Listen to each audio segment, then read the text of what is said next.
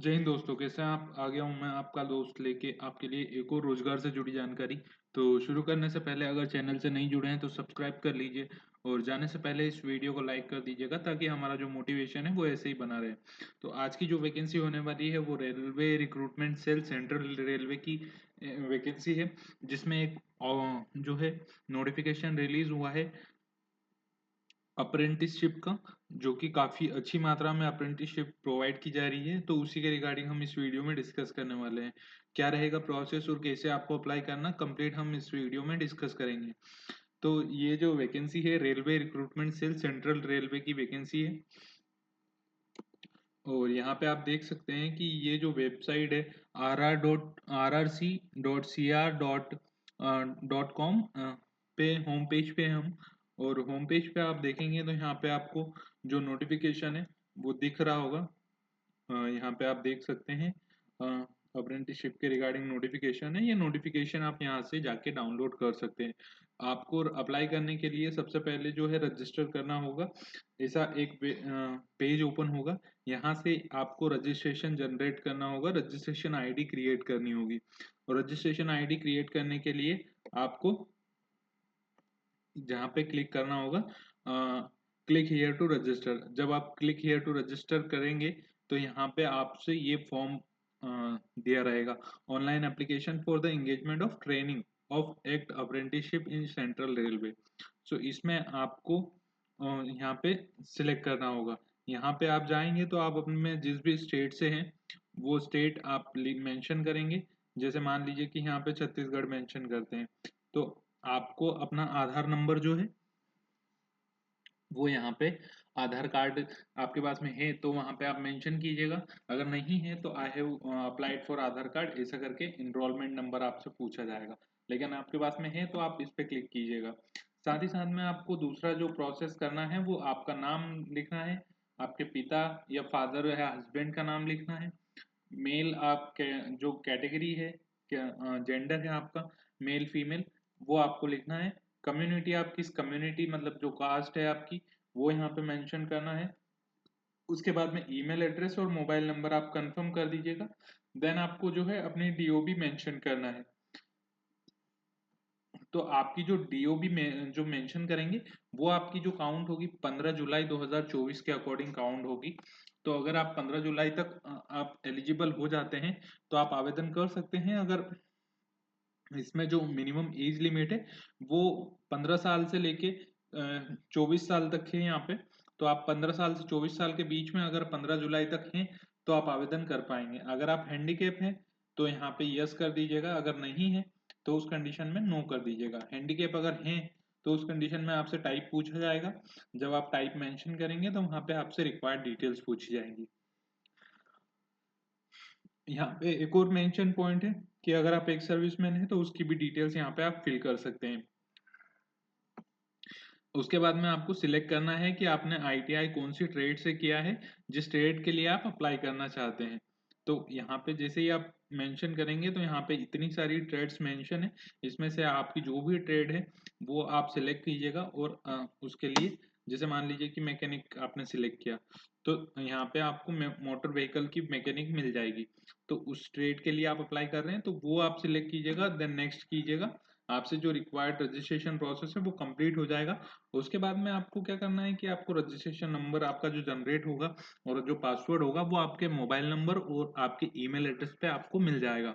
तो वहां से आपको रजिस्ट्रेशन नंबर लेके यहाँ पे मेंशन करना होगा और अपना जो पासवर्ड वहाँ पे आपको रिसीव होगा वो पासवर्ड यहाँ पे डालना होगा। उसके बाद में आप लॉगिन करके लॉगिन कर सकते हैं। अगर इन केस अगर आपको रजिस्ट्रेशन डिटेल्स नहीं मिलती है तो यहाँ से आप click here to resend the registration email, तो वो आप जब इस पे क्लिक करेंगे तो आपको दोबारा से वो रिसेंड हो जाएगा। अब हम बात कर लेते हैं कि कंप्लीट वैकेंसी की डिटेल्स क्या है। तो ये सारी जो डिटेल्स है एप्लीकेशन प्रोसेस था, ऐसे आपको अप्लाई करना होगा। जो दूसरा प्रोसेस है ये आप नोटिफिकेशन चेक कर पा रहे होंगे, 15 जुलाई 2024 को ये नोटिफिकेशन रिलीज हुआ है, जिसके फॉर्म अभी से फिल होना स्टार्ट हो चुके हैं। 16 जुलाई से ये फॉर्म फिल होना स्टार्ट हो चुके हैं, जो कि 15 अगस्त 2024 तक आप ये फॉर्म फिल कर सकते हैं। ऑनलाइन एप्लीकेशन जो है वो अप्रेंटिसशिप एक्ट 1961 के अकॉर्डिंग अप्रेंटिसशिप की वैकेंसी है ये। जिसमें टोटल नंबर ऑफ पोस्ट जो है 2424 है। तो आप ये जो फॉर्म है अप्लाई कर सकते हैं। और ये जो वैकेंसी है ये सेंट्रल रेलवे की है। और इसमें जो preparation of merit list same will be advise to respective division. जो डिवीजन वाइज जो मेरिट लिस्ट है वो प्रिपेयर की जाएगी। उसके बाद में डॉक्यूमेंट वेरिफिकेशन होगा। जो जो डॉक्यूमेंट वेरिफिकेशन कंप्लीट करते हैं उसके बाद में आपका जब डॉक्यूमेंट वेरिफिकेशन तो आपका सिलेक्शन हो जाएगा। Candidate must note that no centralise merit list will be formed. मतलब कोई केंद्र के आधार पे यहाँ पे मेरिट लिस्ट नहीं होगी। जो डिवीजन वाइज जो मेरिट लिस्ट है वो प्रिपेयर होगी। मोड ऑफ सिलेक्शन जो है आपने परसेंटेज वाइज जो आपके मार्क्स है 10th प्लस ITI में उसके आधार पे मेरिट लिस्ट प्रिपेयर होगी। In all subject will be renowned and not on the basis of marks of any subject or a group subject like best of 5। ऐसा कोई नहीं ऑप्शन होगा। इसमें आपको आपकी जो दोनों मार्कशीट्स हैं उसके कंबाइंड स्कोर के आधार पे आपकी एक परसेंटेज डिवाइड होगा और उसी आधार पे आपकी मेरिट लिस्ट प्रिपेयर होगी। आपने जो है अपना 10th के साथ में किसी भी NCVT या SCVT से अपना जो ट्रेड है उसमें ITI कंप्लीट किया हो तो आप उसके लिए एलिजिबल हो जाते हैं और आप इसके लिए अप्लाई कर सकते हैं। जो क्लस्टर्स है, जो डिविजन्स है और जो यूनिट्स हैं उनकी डिटेल्स यहाँ पे देख सकते हैं कि carriage and wagon, Wadi Bandar Mumbai, Kalyan diesel shed, Kurla diesel shed और DEE Kalyan, DEE Kurla, Parel workshop Matunga, ये सारी जो वैकेंसीज है वहां पे है। और उस डिपार्टमेंट की है क्लस्टर में की कितनी क्लस्टर भूसावल की वैकेंसी इतनी है। यूनिट केराजन वेकर वेगन डिपोट यहाँ पे पुणे के रिगार्डिंग ये जो सारे ये सेक्टर्स हैं मतलब ये जो फील्ड्स हैं उनके लिए आप अप्लाई कर सकते हैं। नागपुर शोलापुर ये सारी जो वैकेंसी है ये इन क्षेत्रों की होने वाली है। जिसमें जो ट्रेड है जैसे कि मान लीजिए कि मुंबई क्लस्टर के लिए आप अप्लाई कर रहे हैं तो उसके लिए कैरेज एंड वेगन जो सेंटर है उनका जो हब है वहां पे उनकी जो टोटल नंबर ऑफ वैकेंसी जो है 131 है। जिसमें ट्रेड जो है फिटर की 92 है, वेल्डर की 3 है, कारपेंटर की 15 है, माफी चाहूंगा फिटर की 182 है, वेल्डर की 6 है, कारपेंटर की 28 है, पेंटर की 24 है। ऐसे करके जो टोटल नंबर ऑफ वैकेंसी है वो 258 है। यहाँ पे आप देख पा रहे होंगे। इसमें आपकी जो ट्रेनिंग पीरियड कितनी होनी चाहिए वो यहाँ पे मेंशन है कि मिनिमम 1 ईयर की ट्रेनिंग होनी चाहिए। यहाँ पे मेंशन है। आपने इन सारी ट्रेड से अगर ITI कंप्लीट किया हुआ है तो आप उसके लिए एलिजिबल हो जाते हैं और आप अप्लाई कर सकते हैं।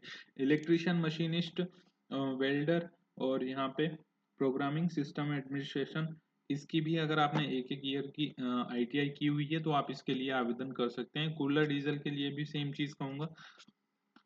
साथ ही साथ में मुंबई क्लस्टर ये सारी जो नोटिफिकेशन में आप जो डिटेल्स है वो चेक कर पाएंगे। और आप जिस भी ट्रेड से अप्लाई करना चाह रहे हैं उस पर्टिकुलर ट्रेड पे जाके आप आवेदन कीजिएगा। आपका जो एप्लीकेशन है वो कंप्लीट हो जाएगा।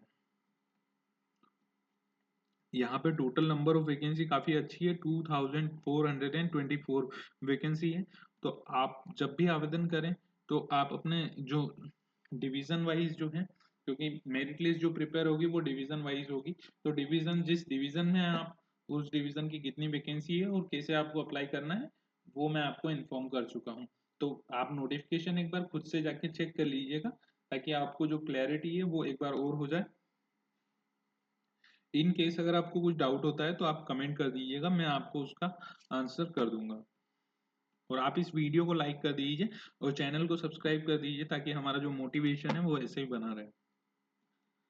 एलिजिबिलिटी की अगर हम बात करें तो आपकी उम्र जो है 15 साल से 24 साल की होनी चाहिए, 15 साल से 24 साल। और आपकी जो एज है वो 15 जुलाई 2024 से काउंट होगी।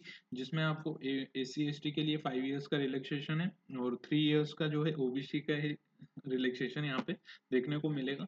जिसमें जो बर्थ डिटेल्स है वो काउंट होगी 2000 से लेके 2009 तक, 95 से लेके 2009 तक, 95 से लेके 2009 तक और 97 से लेके 2009 तक। तो ये जो डिटेल्स है इस ड्यूरेशन के बीच में अगर आपका बर्थ हुआ है तो उस कंडीशन में आप इसमें अप्लाई कर सकते हैं। एज रिलैक्सेशन यहाँ पे दूसरे भी हैं, जैसे डिसेबिलिटी रिलैक्सेशन और अनमैरिड और मैरिड और विडो, एक्स सर्विसमैन, ये सारे जो रिलैक्सेशन है वो भी यहाँ पे है। तो आप अगर उस कैटेगरी से हैं तो बिल्कुल आप एक बार जाके चेक कर लीजिएगा। मिनिमम एजुकेशनल क्वालिफिकेशन जो है 10+2 एग्जामिनेशन सिस्टम से मिनिमम 50% के साथ में आपने 10th पास की हो, जिसमें आपका जो यहाँ पे जिसमें आपने साथ ही साथ में एनसीवीटी या एससीवीटी से अपना जो ट्रेड है उसमें आईटीआई कंप्लीट किया हो। एप्लीकेशन फीस की बात करें तो 100 रुपीज़ नॉन रिफंडेबल फीस रहने वाली है, जो कि जनरल, ओबीसी और ईडब्ल्यूएस कैटेगरी के लिए है। यहाँ पे फीमेल और एससी एसटी और फिजिकल हैंडीकैप के लिए कोई भी फीस नहीं रहने वाली है।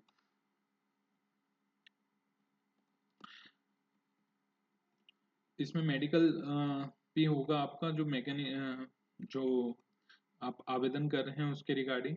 तो अगर आप डिसेबिलिटी से हैं तो उसमें भी आपको देखना होगा, जैसे कि कुछ जिसमें आपका विजन चेक किया जाता है, कुछ में दूसरे कुछ क्राइटेरियाज होते हैं, तो मेडिकल भी आपका होगा उसमें। एप्लीकेशन प्रोसेस में बता चुका हूँ आपको। फोटोग्राफ्स जिस पर्टिकुलर स्टैंडर्ड और जिस साइज में उनसे मांगे गए हैं उसी साइज में अपलोड करने हैं। लास्ट डेट 15 अगस्त से पहले आप इसके लिए एप्लीकेशन कर दीजिएगा। ट्रेनिंग और स्टाइपेंड की बात कर लेते हैं तो टोटल अमाउंट जो है आपको इसमें 7,000 रुपीज़ पर मंथ के अकॉर्डिंग स्टाइपेंड मिलेगा और आपको सर्टिफिकेट भी मिलेगा। इसमें आपका जो 10% इंक्रीमेंट लगेगा आफ्टर मतलब 10% का जो इंक्रीमेंट होगा वो सेकेंड ईयर से स्टार्ट हो जाएगा, और उसके बाद में थर्ड ईयर से आपका 15% का इंक्रीमेंट आपको देखने को मिलेगा। एक और चीज़ है, यहाँ पे आपको हॉस्टल या अकोमोडेशन की कोई भी फैसिलिटी उनके द्वारा प्रोवाइड नहीं किया जाएगी। वो सब जो अरेंजमेंट है वो खुद से ही करने होंगे। और साथ ही साथ अगर आप की जो एज है वो बिलो 18 है तो उस कंडीशन में आपको आपके पेरेंटल की जो डिटेल्स है एग्रीमेंट में उनकी भी डिटेल्स रिक्वायर्ड रहेगी। मेडिकल फिटनेस के बारे में बता चुका हूँ। इन केस अगर आप जो है रेलवे रिक्रूटमेंट बोर्ड से अगर कुछ जानकारी चाहते हैं तो इस ईमेल पे कांटेक्ट करके आप जो ईमेल है वो कर सकते हैं, और उसके अकॉर्डिंग आप जो भी पूछना चाहें या फिर जो भी क्लैरिफिकेशन चाहते हैं वो आपको मिल जाएगा।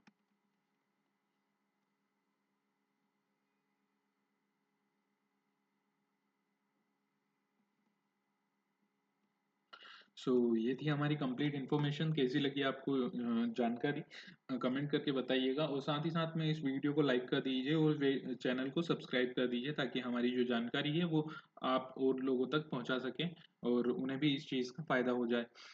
तो मिलते हैं अगले वीडियो में, तब तक के लिए जय हिंद।